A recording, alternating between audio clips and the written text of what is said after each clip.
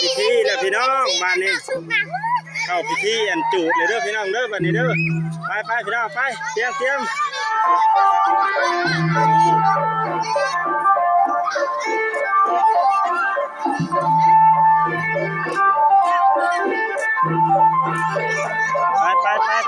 ปพี่น้องไ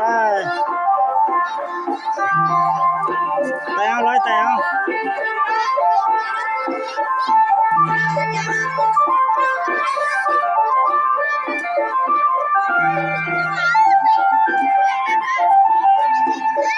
พี่น้องไปน้ำกันพี่น้องไปน้ำกันเด้อพี่น้อง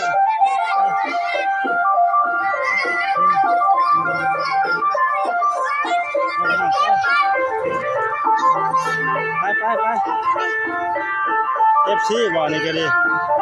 ไปพี่น้องไป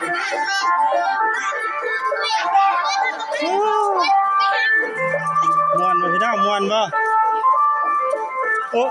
ไม่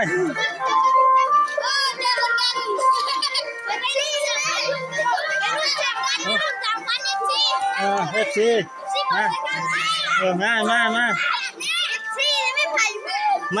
มาใครเป็น FC นะครับมา FC อันนี้เป็น FC เจ้าเข้ามาตัวจริงไม่แล้วเลยเฮ้ยพี่น้องม่วนเด้พี่น้องเอ้ย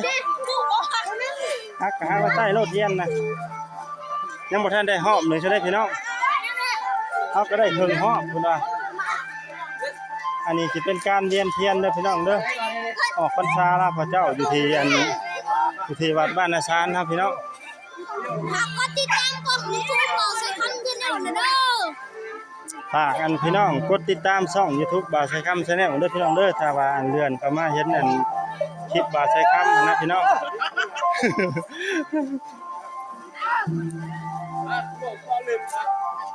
ไม่หมดก่อนนี่เนาะเทียนนี่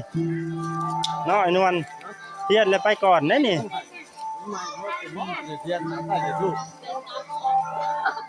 ยังบ่ทันได้หอบหนึ่งซ้ำพี่น้องเอ้ยเฮาก็ได้เครื่องใกล้สิได้หอบหนึ่งเลยอินซ่านะเด้ง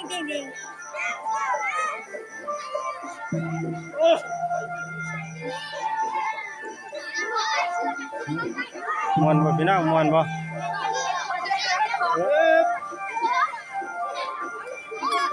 ไปพี่น้องไหนมันเลยนี่แหละยังว่ามันมืดเลยเนาะ